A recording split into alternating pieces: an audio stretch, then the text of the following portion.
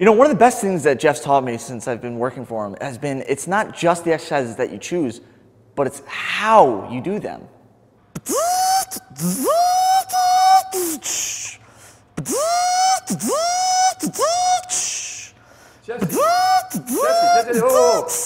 What's up? What are you doing? All right, so remember when you told me that it's not just doing the exercises, it's about how you do them, you know, going from point A to point B? Yeah. Well, dude, you were 100% right. For example, take the robot curl. It's a good exercise. It works your biceps. Yeah, right? but the problem is, if I do it like this, I don't feel anything. Literally nothing. However, when I become the robot, ready? Biceps. Forearms. Biceps and forearms. Dude, it's incredible. You gotta be the robot to feel the robot curl. Okay, someone's gotta turn you off, man. Can I take these? Thanks, man. System failure. You know, I just wish you'd try it. Without noise? With noise. Without noise? With noise.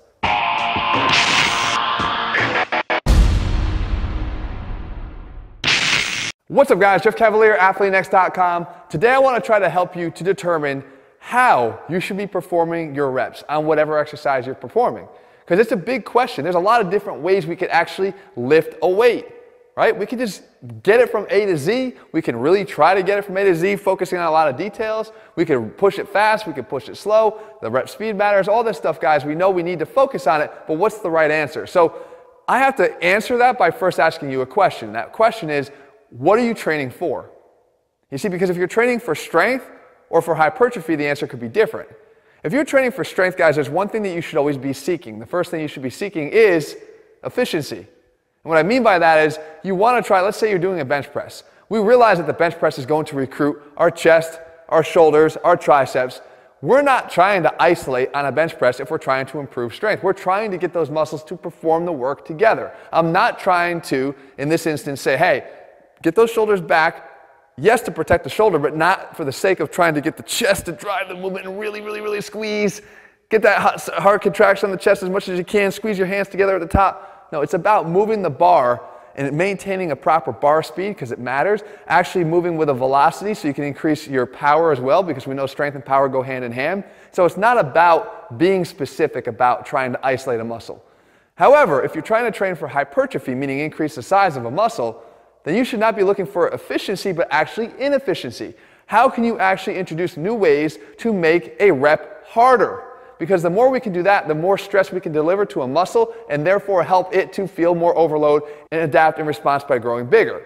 So we have to look at a few different scenarios. I'm going to actually use a lat pull down here, and we're going to take a few examples here, guys, where we actually, let's say, train to a certain rep range for failure. Now, we already know that training to failure is not always essential, especially depending upon the volume of your training. But to make this example very easy to understand, we're going to say train to failure. The first example here would be, let's say I'm using a rep range of, I'll actually write it down here. Let's say I'm training with my 10 rep max on a lat pull down here, and I'm going to fail at 10. But in this one here, I'm actually taking a similar approach to I was when I was training for strength, and that is I'm just worried about going from A to Z, moving the bar from A to Z here. Right? That's the first scenario. The second scenario is I actually use a little bit of a lighter weight. Not much, but let's say 12, maybe 12, 13 rep max. And I'm training to 10 rep max failure. Right? 10 rep failure. So, in these two scenarios, in this one here, I'm really trying to be focused on increasing tension in a specific area of that lift. So if I'm trying to grow my lats from an underhand lat pull down, I'm really trying to squeeze. So let's take a look at what these look like. If I'm doing, let's say, the first example here, and I go to pull down, I realize I have the biceps as my friends here. I realize that I have my upper back as my friend. I realize that I have my lats as a friend. I realize that what I'm trying to do is get this bar down to my chest as efficiently as I can with multiple muscles participating. Okay? That's scenario one. And what happens is when I get to about rep number 10, I'm trying to boom, and I can't get it anymore because I basically fatigued the overall movement, not necessarily one specific muscle that participates in that movement. That's scenario one. Scenario number two is this one here, where now I'm like, all right, I got to lighten this up a little bit, because what I'm going to do is I'm going to focus on making this much more of an inefficient movement for my lats specifically. So I don't want an over activation and contribution from my forearms trying to cheat this. I don't want my biceps pulling too much here. I want to get my elbows down into my sides, adducted hard, and back into extension so I can actually maximally activate the lats. So it looks more like this. I come down, squeeze, I hang out there for a second. I come up a little bit slower for the eccentric. I'm down, squeeze, and come up. Squeeze, and come up. Squeeze, and come up. Squeeze, and I come up, right? So, and let's say on the last rep, I fail at 10. Now that is a weight that I could actually normally handle if I didn't do all those extra things for a few more reps, 12 to 13 in particular. But I stopped at 10 because I couldn't do any more. Those extra intensifying techniques leveled me out. Okay, so now, what's that do? Well, if we look at a graph here, if this is intensity, right, and this is my reps from 1 to 6 to 10, or 1 to 5 to 10, let's say, halfway. If we start on this graph with those two types of training, what do we have? Well, we know that the first one, the true 10 rep, the 10 done for 10, and not worrying about the journey so much, that's going to be at an intensity level, let's say, of here. Okay? Now, the one that was at a 12 to 13 rep max, where would that fall on this intensity curve in terms of the rep? Below it. Oh, Jesse, you're kind of chiming in. Good to know that you don't disappear in the intros. So now, below it, he's right, because it's a lighter weight. The intensity driven by that rep is a little bit lighter.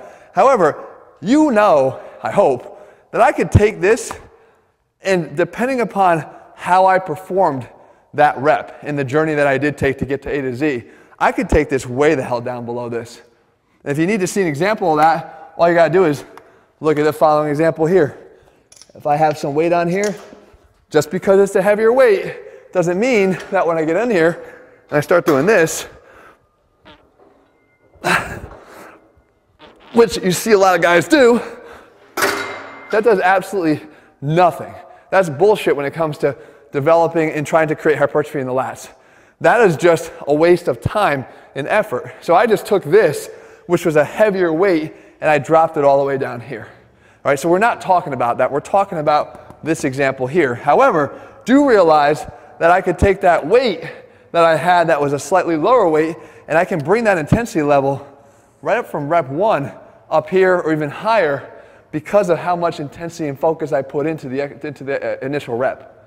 And then what winds up happening is their journey throughout the set. So as this one goes, this is a high intensity rep, this is a high intensity rep, this is a high intensity rep, this is a high intensity rep. I also have this mounting intensity here just because of the overall fatigue. So it's climbing, it's climbing, it's climbing, it's climbing, it's climbing. I get to 10 and I'm done. This one down here, this is pretty easy in terms of the intensity level because I'm not applying any of those extra techniques. And you guys have felt that yourself. You go through rep 1, 2, 3, 4, 5, 6. It feels like the only ones that are hard are the last couple. That's what I'm talking about here. They're here, they're here, they're here, they're here. Oh, we start to get towards the end. Now it kind of shoots up, and it might even end a little bit more intensely because it was a heavier weight that we used. But look at the difference in the quality of that set. This is where I tell people all the time, you seek inefficiency when you're trying to get hypertrophy, and you're always going to wind up in a better place because all this accrued additional intensity underneath this graph is what creates that stimulus for growth and overload that's much more significant than what we could do here. Now, a couple more points. This is all meaningful, guys, I'm telling you. If I take this concept, I go, I knew it. All I need to do is go really light and get that tension. Time under tension is everything.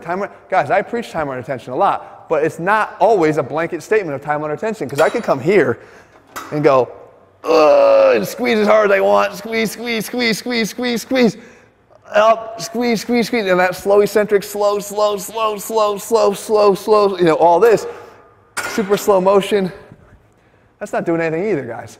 The threshold for intensity was too low. This weight was not enough to cross that threshold to even make it productive, unless you were training for metabolic overload. And a lot of guys are not necessarily prepared to train metabolically, because the thing with metabolic training is you do take a light weight to failure, but you better be prepared to take it to a level of intensity you haven't trained for within a long time. To make metabolic training effective, it starts when it begins. The set starts when you start to burn.